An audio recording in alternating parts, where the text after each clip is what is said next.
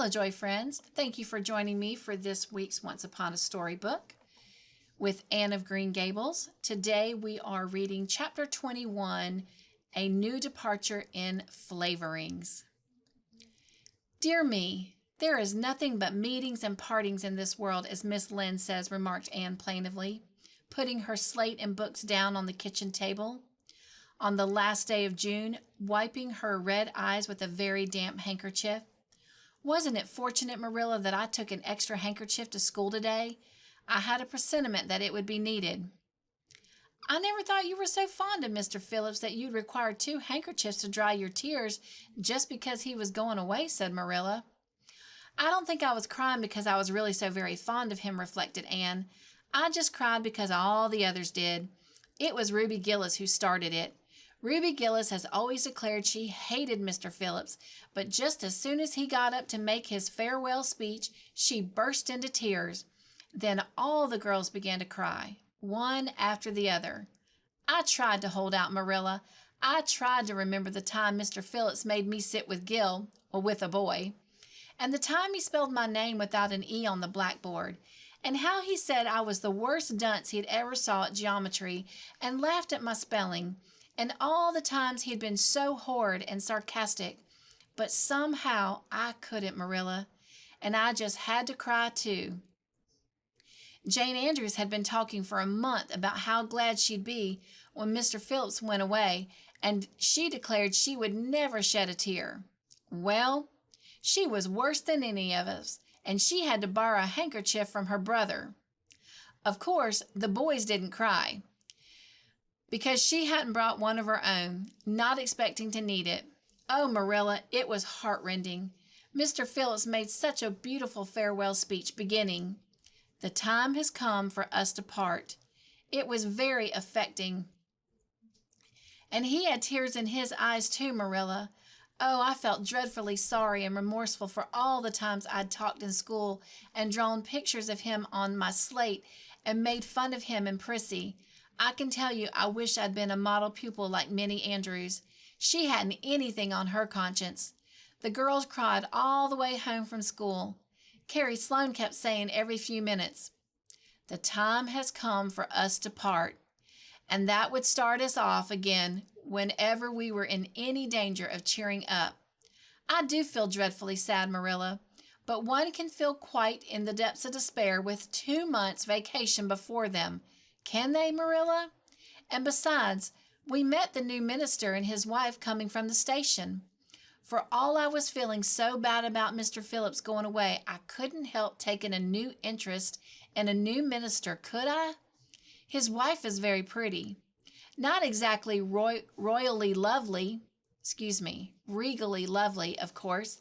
It wouldn't do, I suppose, for a minister to have a regally lovely wife, because it might set a bad example. Miss Lynn says the minister's wife over at Newbridge sets a very bad example because she dresses so fashionably. Our new minister's wife was dressed in blue muslin with lovely puff sleeves and a hat trimmed with roses.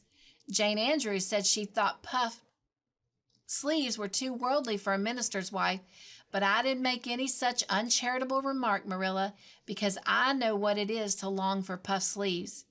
Besides, she's only been a minister's wife for a little while, so one should make allowances, shouldn't they? They're going to board with Miss Lind until the manse is ready.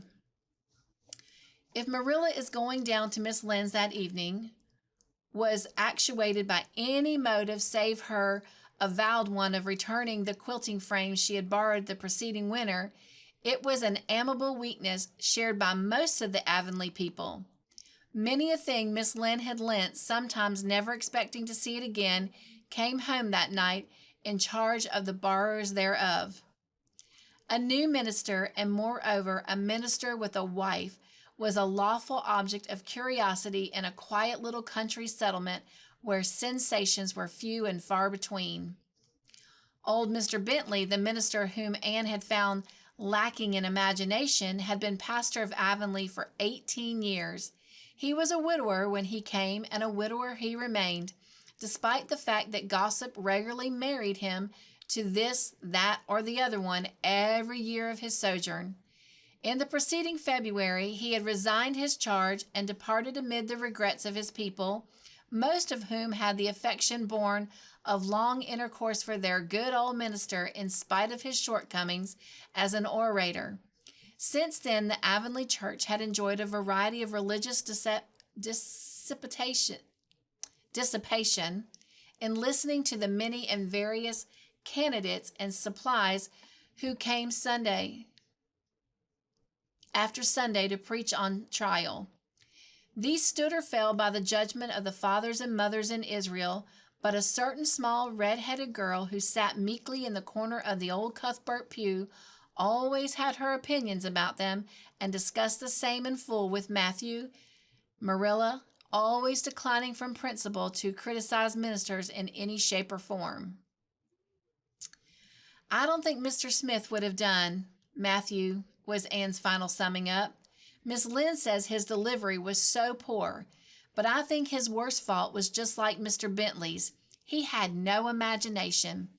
And Mr. Terry had too much. He let it run away with him just as I did mine in the matter of the haunted wood. Besides, Miss Lynn says his theology wasn't sound. Mr. Gresham was a very good man and a very religious man, but he told too many funny stories and made the people laugh in church. He was undignified, and you must have some dignity about a minister, mustn't you, Matthew? I thought Mr. Marshall was decidedly attractive, but Miss Lynn says he isn't married or even engaged because she made special inquiries about him, and she says it would never do to have a young unmarried minister in Avonlea because he might marry in the congregation, and that would make trouble. Miss Lynn is a very foreseeing woman, isn't she, Matthew? I'm very glad they've called Mr. Allen. I like him because his sermon was interesting and he prayed as if he meant it and not just as if he did it because he was in the habit of it. Miss Lynn says he isn't perfect, but she says she supposes we wouldn't expect a perfect minister for $750 a year. And anyhow, his theology, is sound because she questioned him thoroughly on all the points of doctrine. And she knows his wife's people, and they are most respectable, and the women are all good housekeepers.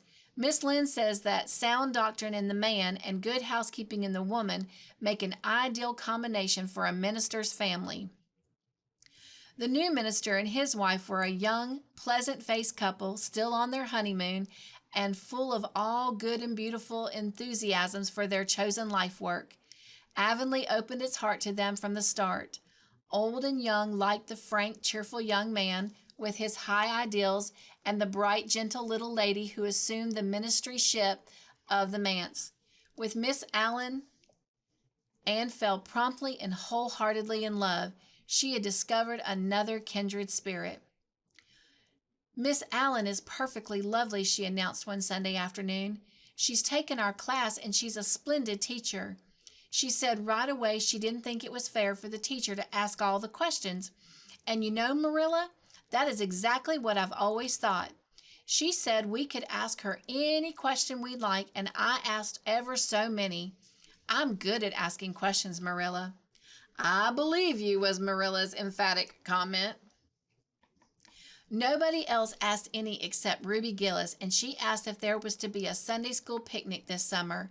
I didn't think that was a very proper question to ask because it hadn't any connection with the lesson.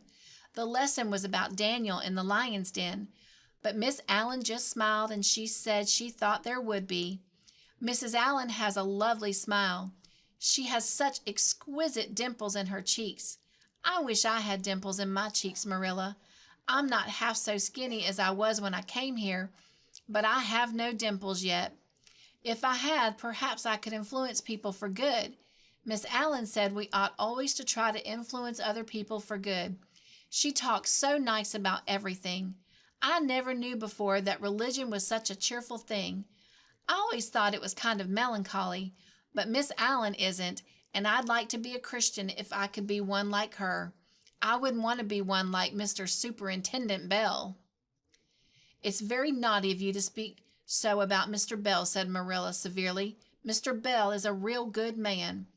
Oh, of course he's good, agreed Anne, but he doesn't seem to get any comfort out of it. If I could be good, I would dance and sing all day because I was glad of it. I suppose Mrs. Allen is too old to dance and sing, and of course it wouldn't be dignified in a minister's wife. But I can just feel she's glad she's a Christian and that she'd be one even if she could get to heaven without it.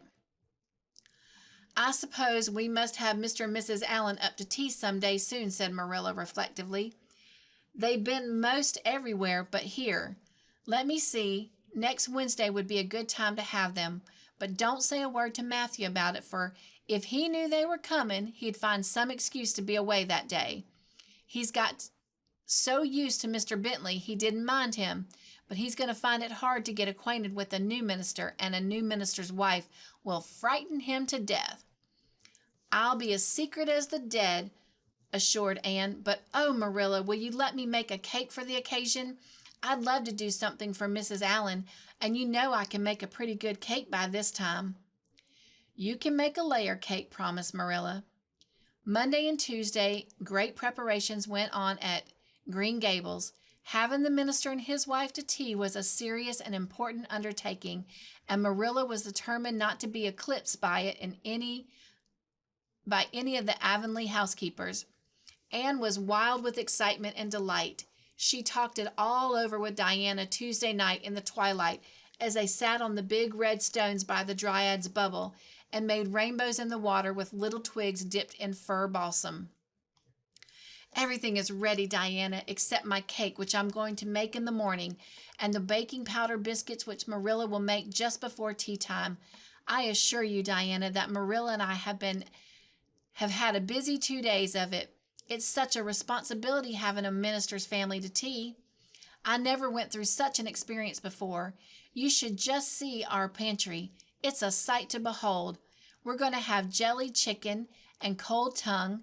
We're to have 2 kinds of jelly, red and yellow, and whipped cream and lemon pie and cherry pie, and 3 kinds of cookies and fruit cake, and Marilla's famous yellow plum preserves that she keeps especially for ministers, and pound cake and layer cake and biscuits as aforesaid, and new bread and old both, in case the minister is dyspeptic and can't eat new. Miss Lynde says ministers grow cold when I think of my layer cake. Oh, Diana, what if it shouldn't be good? I dreamed last night that I was chased all around by a fearful goblin with a big layer cake for a head. It'll be good, all right, assured Diana, who was a very comfortable sort of friend. I'm sure that piece of the one you made that we had for lunch in Idlewood 2 weeks ago was perfectly elegant. Yes, but cakes have such a terrible habit of turning out bad just when you especially want them to be good, sighed Anne, setting a particularly well-balsamed twig afloat. However, I suppose I shall just have to trust Providence and be careful to put in the flour. Oh, look, Diana, what a lovely rainbow.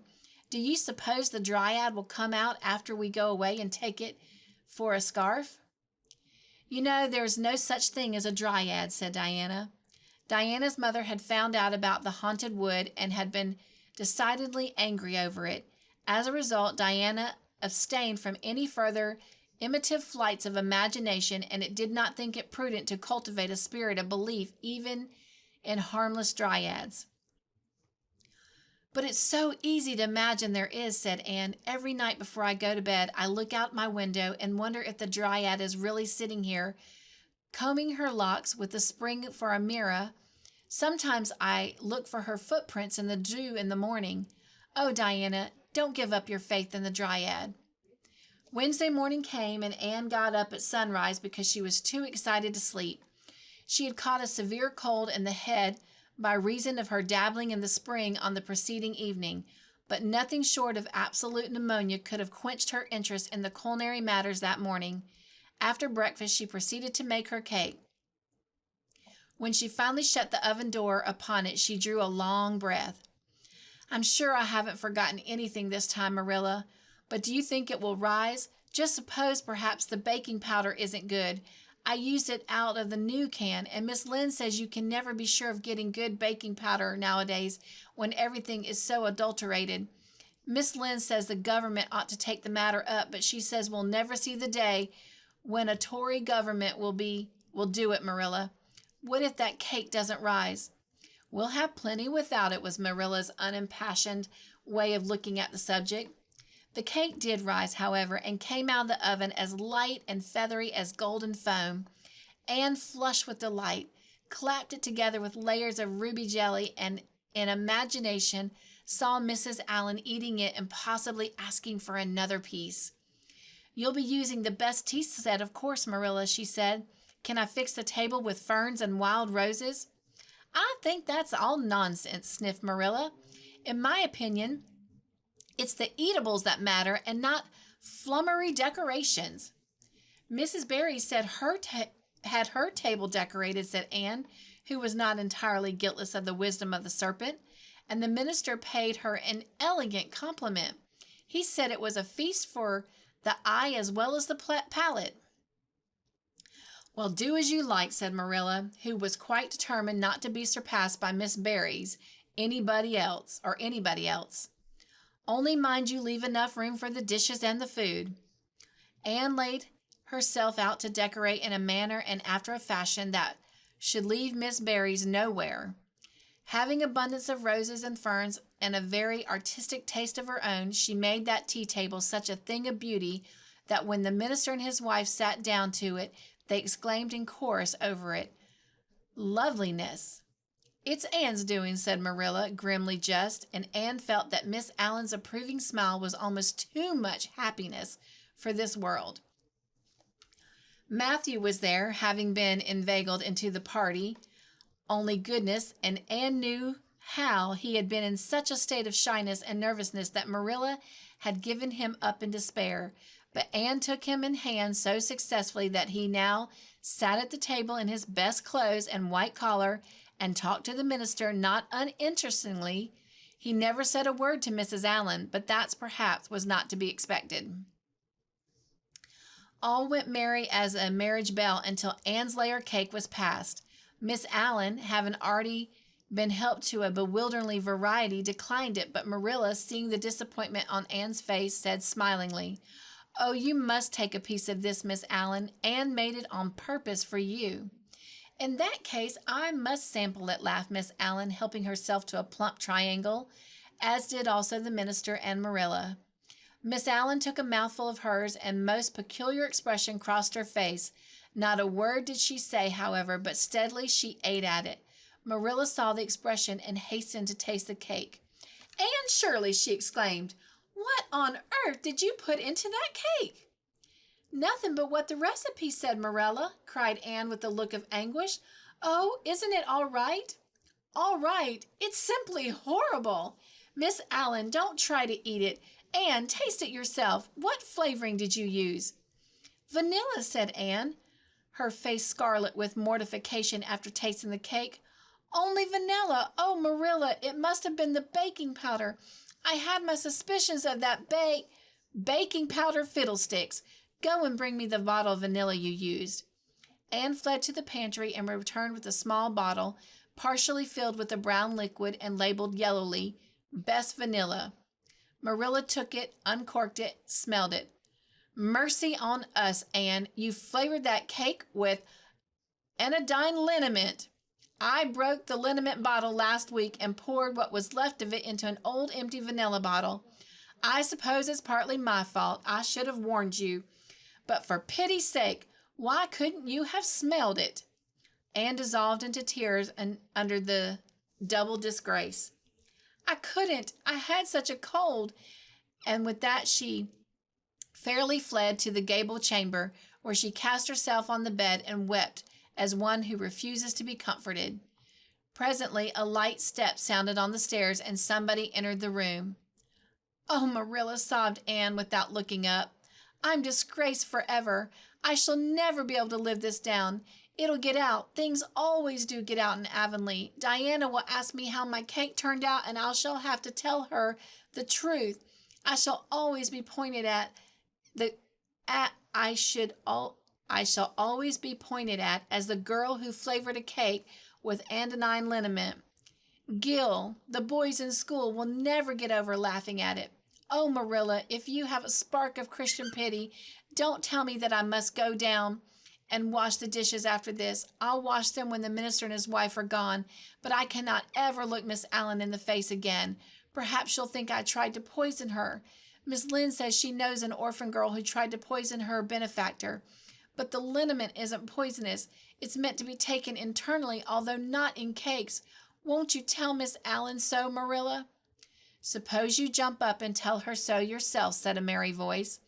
Anne flew up to find Miss Allen standing by her bed, surveying her with laughing eyes. "My dear little girl, you mustn't cry like this," she said, genuinely disturbed by Anne's tragic face. "Why, it's all just a funny mistake that anybody might make." "Oh, no, it takes me to make such a mistake," said Anne forlornly. "I wanted to have that cake so nice for you, Miss Allen." "Yes, I know, dear, and I assure you I appreciate your kindness and thoughtfulness just as much as if it had turned out all right. Now you mustn't cry any more, but come down with me and show me your flower garden. Miss Cuthbert tells me you have a little plot all your own. I want to see it, for I'm very much interested in flowers." Anne permitted herself to be led down and comforted, reflecting that it was really providential that Miss Allen was a kindred spirit. Nothing more was said about the liniment cake, and when the guests went away, Anne found that she had enjoyed the evening more than could have been expected, considering that terrible incident. Nevertheless, she sighed deeply. "Marilla, isn't it nice to think that tomorrow is a new day with no mistakes in it yet?" "I'll warrant you'll make plenty in it," said Marilla. "I never saw you beat for making mistakes, Anne." "Yes, and well, I know it," admitted Anne mournfully. "But have you ever noticed one encouraging thing about me, Marilla? I never make the same mistake twice." "I don't know as that's much of a benefit when you're always making new ones." "Oh, don't you see, Marilla? There must be a limit to the mistakes one person can make, and when I get to the end of them, then I'll be through with them. That's a very comforting thought." "Well, you better go and give that cake to the pig," said Marilla. "It isn't fit for any human to eat, not even Jerry Bout." All right, thank you for joining me for our Once Upon a Storybook today. I look forward to meeting you next week as we continue on our storybook journey.